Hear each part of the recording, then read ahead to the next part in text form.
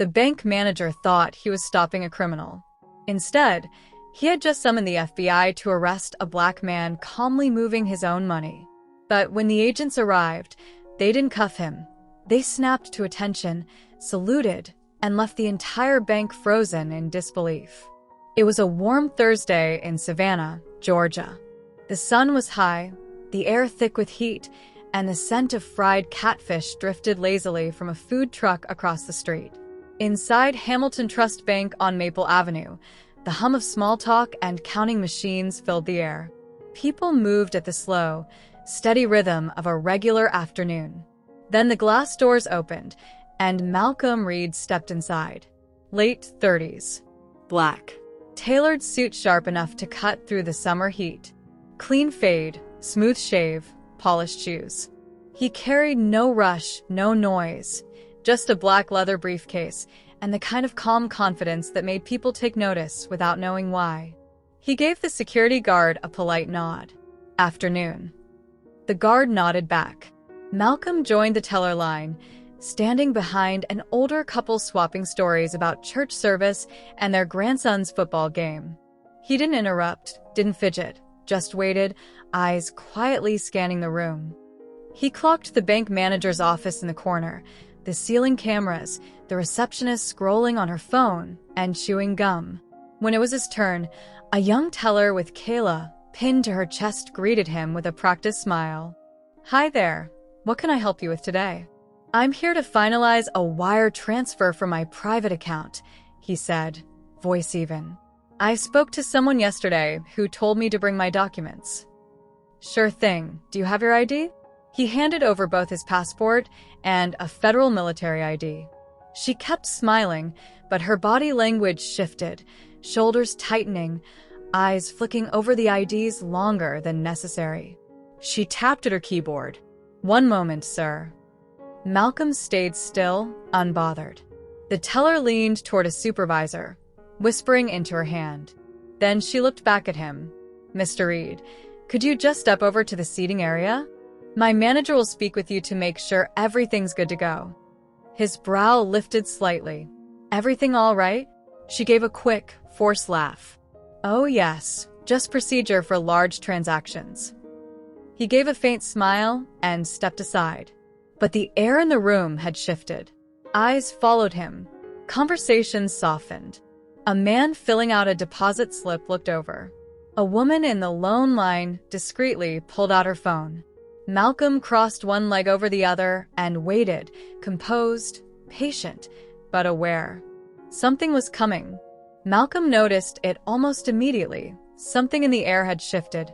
The bank manager, a middle-aged man with thinning hair and wire-frame glasses, Harold Benton, wasn't walking over to greet him. Instead, Benton stood inside his glass-walled office, staring straight at him. Then, without a word, he reached up and slowly closed the blinds. Malcolm's jaw tightened ever so slightly. He glanced at his watch. 3 minutes passed, then 4. That's when the feeling settled in. Something wasn't right. Still, he didn't move. Years ago, in a desert city most Americans couldn't find on a map, he had learned the art of patience. So he waited, still as stone, eyes quietly observing. A faint rattle from the blinds drew his attention. Through the narrow gaps, he could see Benton on the phone, lips pressed thin, eyes flicking toward Malcolm's shadowed outline in the lobby. Whatever this was, it wasn't a friendly customer service call. Across the room, Kayla kept glancing over too, not curious, but uneasy. Nervous. Malcolm knew this feeling. It wasn't new. Different city, different faces, but the same look, the same pause, the same hushed whispers. Back then, he had a badge, a team, a mission. Now, he was just a man in a suit trying to move his own money. He checked his watch again. 7 minutes gone. Finally, Benton emerged, wiping his glasses with a napkin. He tried for casual, but the darting eyes gave him away. "Mr. Reed," he called, forcing a smile. Malcolm rose to his feet. "Would you mind stepping into my office real quick? Just a quick verification thing." "Verification for what exactly?" Malcolm asked, voice calm but steady. "Oh, nothing serious." Benton waved it off.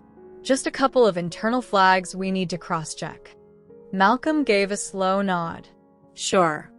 Inside the office, Benton shut the door behind them. "Would you like some water?" he offered. "I'm good," Malcolm replied evenly. Benton eased into his chair, clearing his throat like a man trying to buy time. "So, the transfer you're making today, was it 1.3 million? 1.2, Malcolm corrected without hesitation. Benton nodded too quickly, eyes darting away. Right. You'll understand, that kind of amount, it sets off certain alerts in our system, especially when paired with federal documentation." He forced a smile. "No offense, of course. We just have to be careful." Malcolm's gaze locked onto him, steady, unblinking. "You called the FBI, didn't you?" Benton froze. "Excuse me? I've worked with those agencies. I know exactly what a trace call looks like." Silence hung between them, heavy and awkward. Benton's attempt at a smile faltered at the edges. "Sir, it's nothing personal. From our side, a large transfer with unusual documentation? It's standard procedure to escalate." "Is my ID fake?" Malcolm asked. "No, it's legitimate. It's just we don't usually see that level of clearance. And when we do, well, protocol kicks in." "You mean when a black man with a federal ID tries to move his own money?" Color rose in Benton's cheeks. "That's not what I said." "It's what you meant." Benton's lips twitched nervously.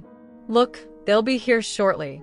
I'm sure once they speak with you, everything will be cleared up." Malcolm leaned back, his voice calm but edged. "All right then. I'll wait." Outside, the atmosphere had shifted. The security guard drifted closer to the office door. A woman leaned down to whisper something to her child. A few phones were raised discreetly. Behind the counter, Kayla stood ringing a pen between her hands, eyes fixed on the closed office. The receptionist had gone still, her gum tucked into her cheek, eyes darting toward the office every so often. No one in the lobby could have guessed what was about to step through those doors. 10 minutes. That's how long Malcolm had been sitting in that glass-walled office, on full display to everyone, yet set apart like an exhibit behind invisible glass. Across from him, Harold Benton fidgeted under the guise of reviewing paperwork. His hands trembled just enough to betray him. Every so often, his eyes flicked to the clock. Malcolm, meanwhile, sat like a stone. Legs crossed, posture relaxed, eyes unhurried. No anger, no fidgeting, no theatrics. Just a calm, immovable presence. And somehow, that made Benton sweat even more. Abruptly, Benton stood. "I'm going to grab a manager from upstairs." "Just stay put, Mr. Reed." "Take your time," Malcolm replied evenly. Benton's steps were quick, almost like a man fleeing a room he couldn't stand to be in. But he didn't head upstairs. Instead, he slipped into the back hallway, out of sight from the lobby. There, behind the fire exit door where no customers could see, sat a private landline. He didn't touch his cell this time, no digital trace. He lifted the receiver, voice low but urgent. "Yes, it's Harold Benton, Hamilton Trust Bank, downtown branch. I already reported the incident. Yes, the man is still here. No, he hasn't left. He's in my office. African-American male, late 30s, wearing a suit. Presented a federal ID. Looks authentic, but I have concerns." He glanced around, lowered his voice even further. "I think he's either impersonating someone or the documents are stolen. I can't be sure. I just know something's off. He says he's moving over $1 million. I've never seen a black client move that kind of money with that kind of clearance. I know how it sounds, but it doesn't feel right." There was a pause. Then the voice on the other end said something that stopped Benton cold. His expression tightened. Eyes narrowed. Something had just shifted, and it wasn't in his favor. Benton froze, the phone hovering in his hand as if it had suddenly grown heavier.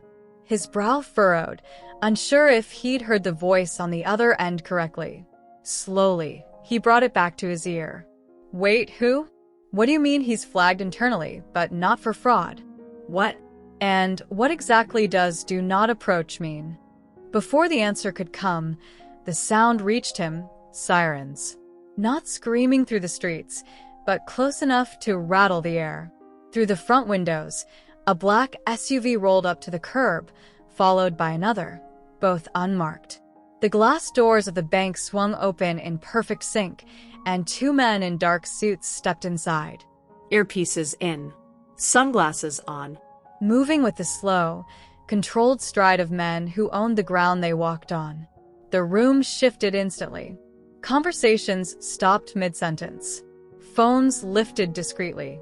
Parents pulled children closer. Customers shuffled out of the way. Behind the counter, Kayla stiffened. Can I help you?" she asked, voice tentative. The taller man held up a badge, saying nothing. His eyes swept the room once before locking on the office. Without hesitation, both men walked toward it. Benton stood frozen in the back hallway, mouth slightly open.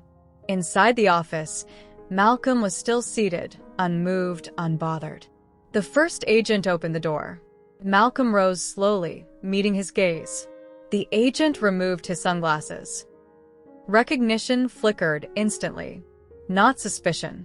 Not uncertainty. Recognition. The agent stepped forward and, in front of the entire bank, brought his hand up in a crisp salute. A wave of silence swept through the room. The second agent entered, did the same, his salute just as sharp, just as respectful. These weren't men questioning him. These were men honoring him. "Sir," the first agent said, voice steady, "we apologize for the delay." Benton's mouth fell open. He stumbled forward. "Wait, what is this?" He came in claiming he didn't claim anything. The agent cut him off, turning to face him. "You called us on Colonel Malcolm Jerome Reed, former Deputy Director of the Joint Counterintelligence Task Force." The words hit like a brick through glass. The air seemed to thicken. Somewhere near the lone desk, Kayla gasped. The receptionist's phone slipped from her hand and hit the floor. A man waiting in line whispered, "Oh my God." But the loudest reaction was silence. Benton stood there, realizing in real time what he'd done. His mouth opened, but no sound came out. I didn't know," he stammered. He didn't say who he was. Malcolm hadn't moved an inch.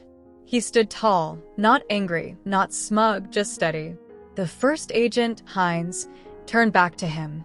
"Sir, our apologies for the public approach. When your name came through dispatch, we responded immediately. We weren't given much, just a flagged incident at a civilian bank." Malcolm gave a slight nod. "Understood." Then Hines turned to Benton. "Can you explain what exactly made you call us?" Benton's face flushed deep red. There were irregularities.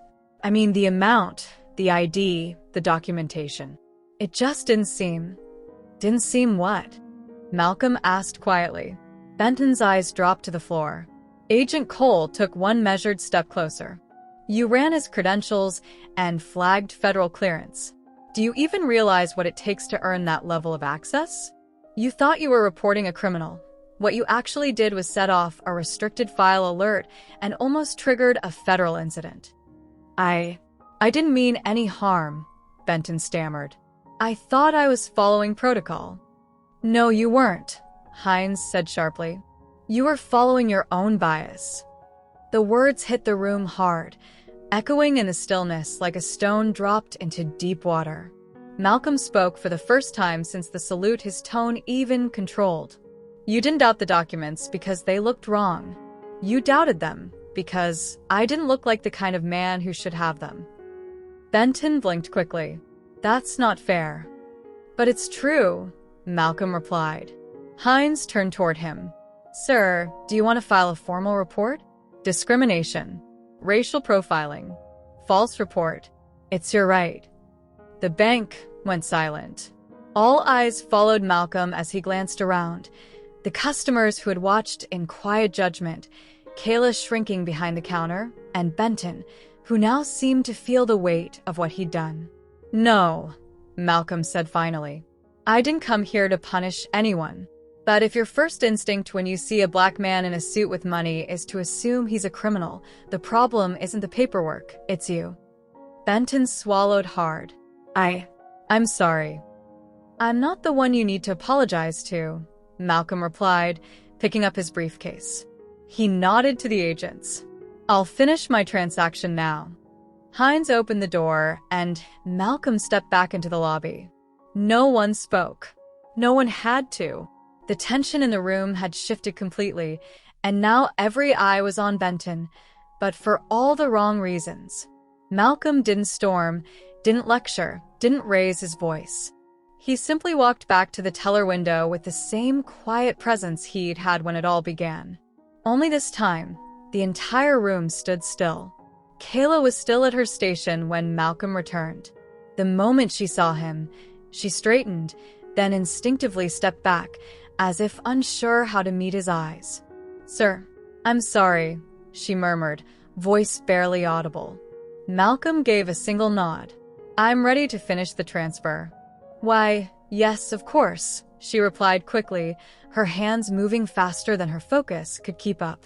Twice she mistyped the account number, fingers trembling so much she had to stop and take a breath before continuing. When she asked for confirmation, Malcolm leaned in slightly, answering in a calm, even tone, neither cold nor warm, just steady. Near the entrance, one of the agents stood with arms crossed, quietly observing.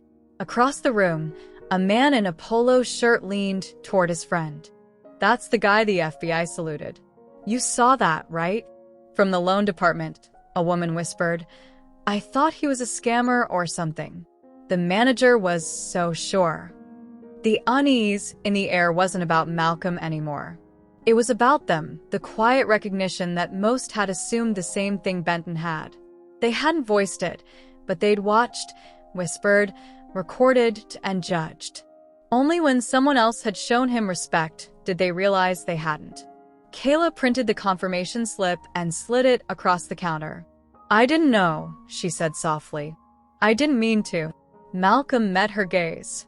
"It's not about what you meant. It's about what you did." She swallowed.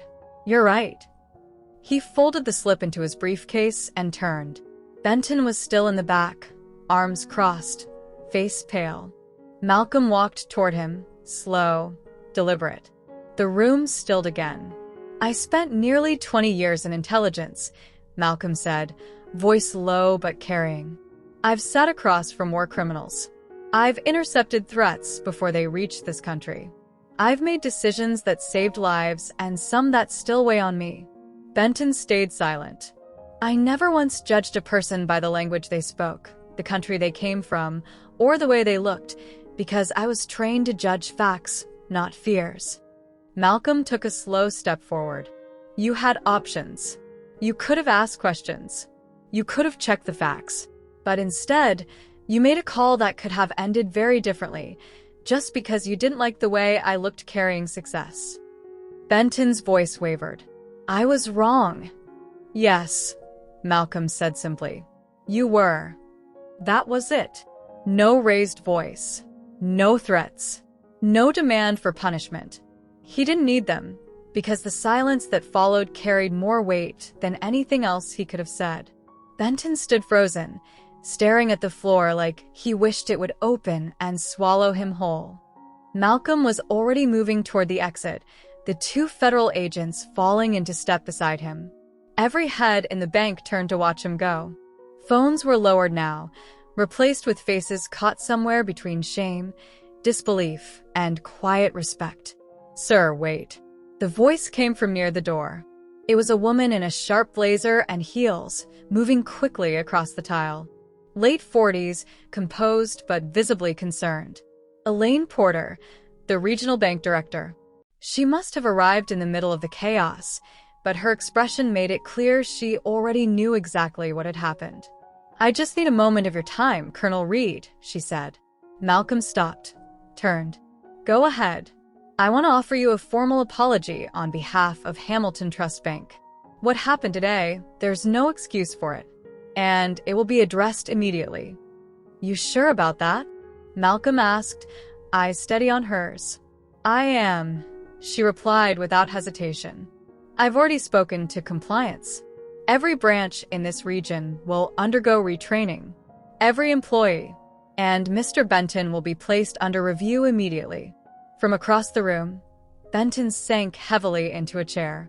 Elaine continued, I understand if you want to close your account or take legal action, but I want you to know, we're taking this seriously.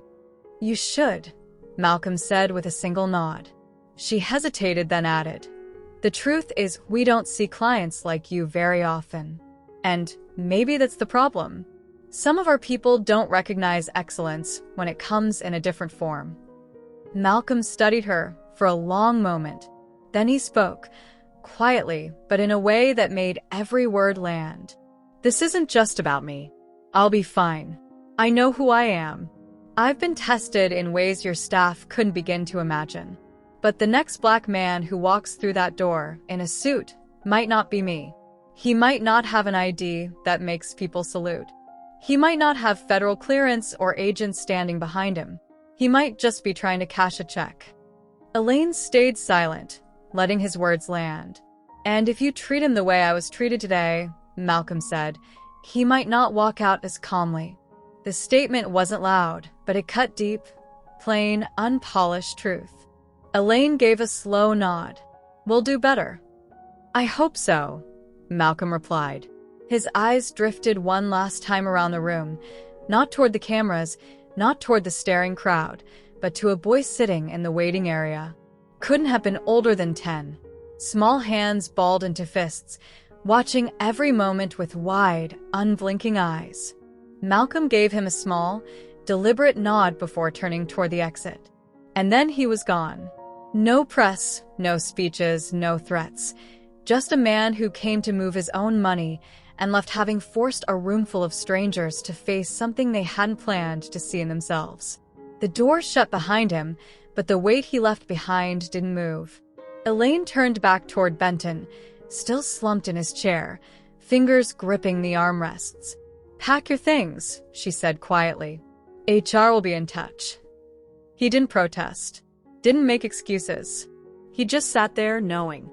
Behind the teller counter, Kayla lowered herself into her seat, staring down at her hands. She replayed it all. The ID, her hesitation, the whisper to her supervisor. She hadn't called the FBI, but she also hadn't spoken up. I didn't mean to treat him like that, she muttered under her breath. Next to her, Patrick, 20 years on the desk, shook her head gently. Intent don't matter much when the harm's already done, sweetheart. Kayla nodded faintly. You think he'll ever come back? Patrick glanced toward the door. I doubt it. And I wouldn't blame him. The agents lingered by the entrance for a moment, scanning the room one last time, then slipped out without a word. The bank eventually slipped back into routine, at least on the surface.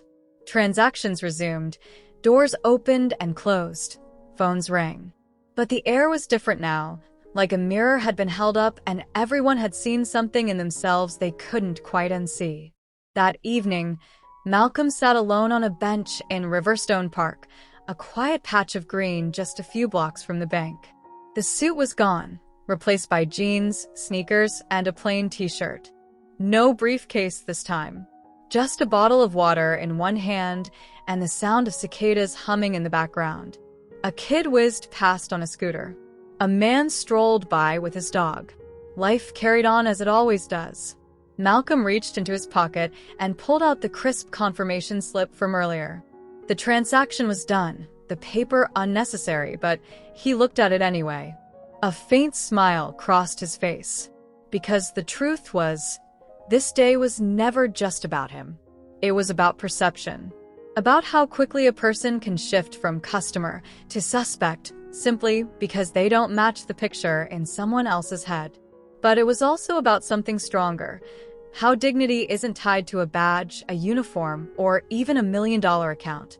It's built on knowing exactly who you are, even when no one else in the room does. Later that night, After the bank had closed, a small handwritten note appeared on the break room wall. It read, "Don't be the reason someone has to prove they belong.